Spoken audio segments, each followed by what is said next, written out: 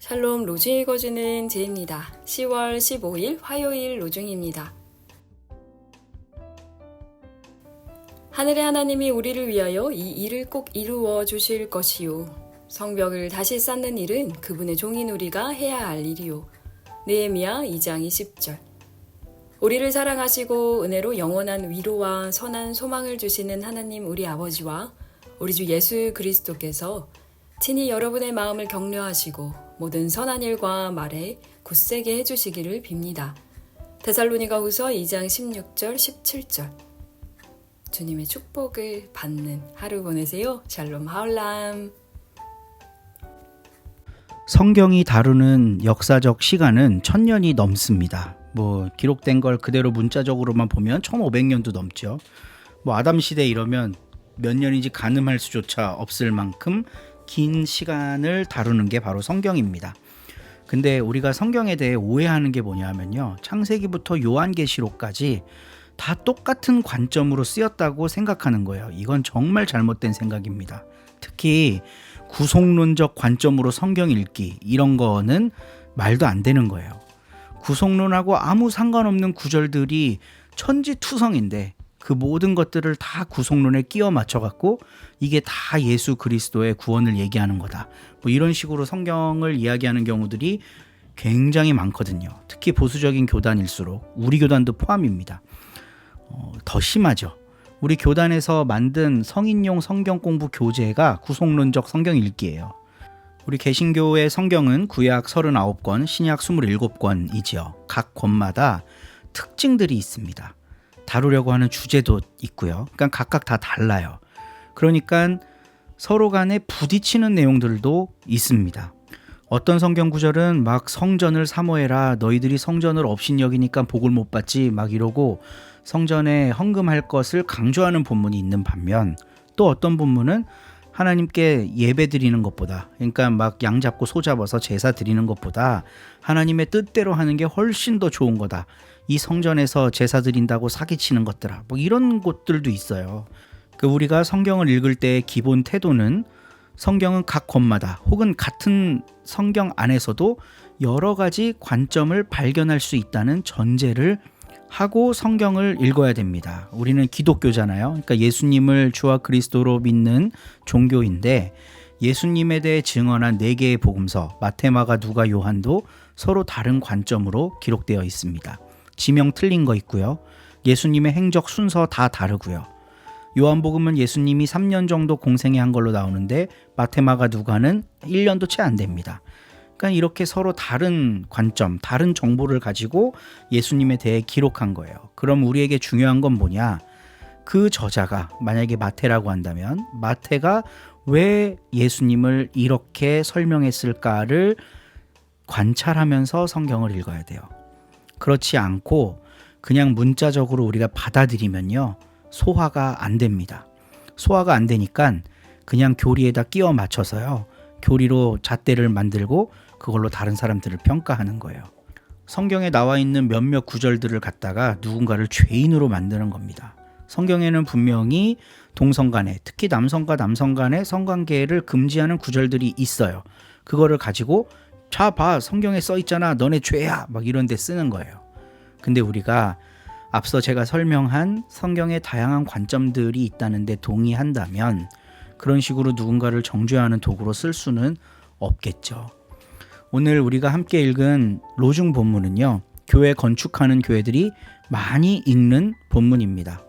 성벽을 다시 쌓는 일은 그분의 종인 우리가 해야 할 일이요, 이 구절을 뽑아서 설교하고 성전 건축이 하나님의 뜻이고 성경적인 거다라고 주장하던 시대가 있었어요. 물론 요즘도 그런 교회 있을 겁니다. 성벽 다시 세우고 성전 지으면 하나님이 기뻐하실까? 아름다운 동산 다 허물어버리고 거기에다가 선지동산 세우면 하나님이 기뻐하실까? 제가 신학교에 처음 입학했을 때 제 모교 신학교는 건축한 지 얼마 안 된 상태였습니다. 근데 경기도에서 상을 받았어요. 생태적인 건축했다고. 2000년도에 지었는데 그때도 그런 감각이 있었나 봐요. 산을 깎지 않고 산 모양 그대로를 살려서 자연을 훼손하지 않고 지은 건물 상을 받았습니다. 그리고 그로부터 한 15년 뒤에 새로운 총장이 몇 번 바뀌고 이제 새로 부임을 해서 200억을 모금한다며 학교 건축을 하기 시작했어요. 근데 이제 학교에 산이 좀 있었는데 그 산을 싹 밀어서 평지로 만들어버리고 거기에 채플실과 기숙사 그리고 강의실 몇 개를 지었어요. 너무너무 속상했습니다. 그건 상 받지 못했거든요. 저는 모든 교회 건축, 모든 신학교 건축을 하나님이 무조건 다 기뻐한다고 생각하지 않습니다. 어떻게 건축하느냐, 어떤 가치를 가지고 하느냐에 따라 달라지는 거죠. 이게 기독교스러운 거냐 아니냐로 갈리는 거예요. 자연을 다 파괴하고 그냥 막 허물고 그 위에다가 높게 빌딩 지어서 자본주의적 이득만 얻는 건축하면서 이게 하나님의 일입니다 하는 게 온당하지가 않죠. 그러니까 성경 구절 느헤미야 2장 20절 같은 거를 들이대면서 여러분 오늘날 성전 건축은 하나님의 뜻입니다. 이런 메시지는 성경을 이용한 사기라고 할 수 있습니다. 그렇다면 느헤미야는 왜 이런 이야기를 전했을까? 그게 우리가 성경을 보는 관점이 되어야 하는 겁니다. 그래야 깊이 알고 싶어지고 느헤미야의 마음을 헤아리게 되고 그 당시 이스라엘 백성들이 처했던 삶에 공감할 수 있게 되는 거거든요. 그거를 통해 신앙을 배우는 거지 성벽 다시 쌓는 일은 하나님의 종인 우리가 해야 될 일이다 라는 당위와 법칙을 이 성경 구절로부터 얻으려고 우리가 읽는 게 아니라는 거예요. 오늘도 말씀을 묵상하며 또 오늘 가르침의 본문 말씀도 참 좋은 말씀이거든요. 묵상하시면서 오늘 하루 성경과 더불어 또 하나님과 더불어 복된 하루 보내시기를 바라겠습니다. 좋은 하루 되세요. 13장 과활절을 앞두고 예수께서는 이제 이 세상을 떠나 아버지께로 가실 때가 된 것을 아시고 이 세상에서 사랑하시던 제자들을 더욱 극진히 사랑해 주셨다. 예수께서 제자들과 같이 저녁을 잡수실 때 악마는 이미 가리옷 사람 시몬의 아들 유다의 마음속에 예수를 팔아넘길 생각을 불어넣었다. 한편 예수께서는 아버지께서 모든 것을 당신의 손에 맡겨주신 것과 당신이 하느님께로부터 왔다가 다시 하느님께 돌아가게 되었다는 것을 아시고 식탁에서 일어나 겉옷을 벗고 수건을 허리에 두르신 뒤 대야에 물을 떠서 제자들의 발을 차례로 씻고 허리에 두르셨던 수건으로 닦아주셨다. 시몬 베드로의 차례가 되자 그는 주께서 제 발을 씻으시렵니까? 하고 말하였다. 예수께서는 너는 내가 왜 이렇게 하는지 지금은 모르지만 나중에는 알게 될 것이다. 하고 대답하셨다. 베드로가 안 됩니다. 제 발만은 결코 씻지 못하십니다. 하고 사양하자 예수께서는 내가 너를 씻어주지 않으면 너는 이제 나와 아무 상관도 없게 된다 하셨다. 그러자 시몬 베드로는 주님, 그러면 발뿐 아니라 손과 머리까지도 씻어주십시오 하고 간청하였다. 예수께서는 목욕을 한 사람은 온몸이 깨끗하니 발만 씻으면 그만이다. 너희도 그처럼 깨끗하다. 그러나 모두가 다 깨끗한 것은 아니다. 하고 말씀하셨다. 예수께서는 이미 당신을 팔아넘길 사람이 누군지 알고 계셨으므로 모두가 깨끗한 것은 아니라고 하신 것이다.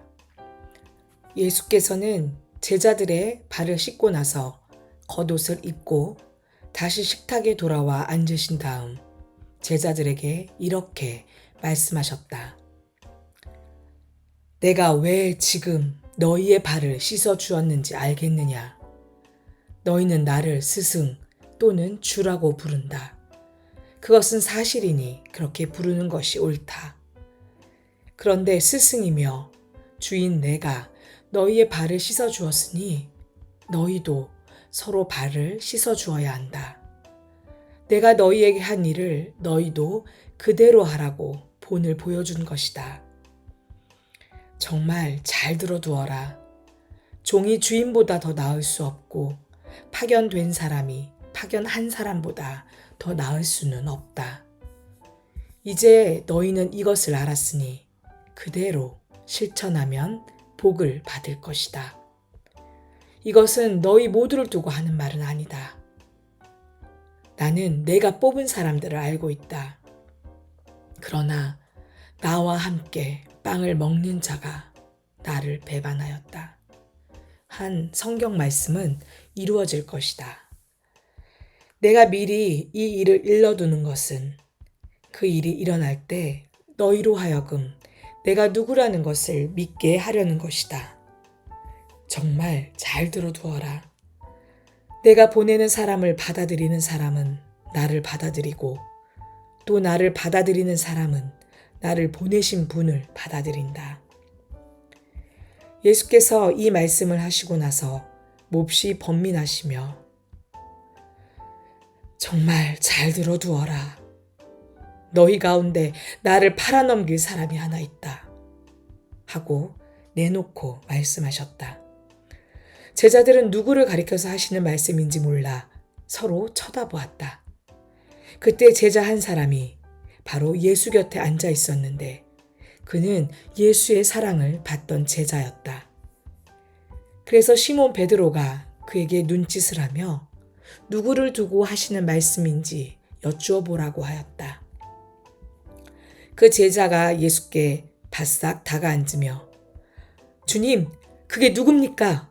하고 묻자 예수께서는 내가 빵을 적셔서 줄 사람이 바로 그 사람이다 하셨다.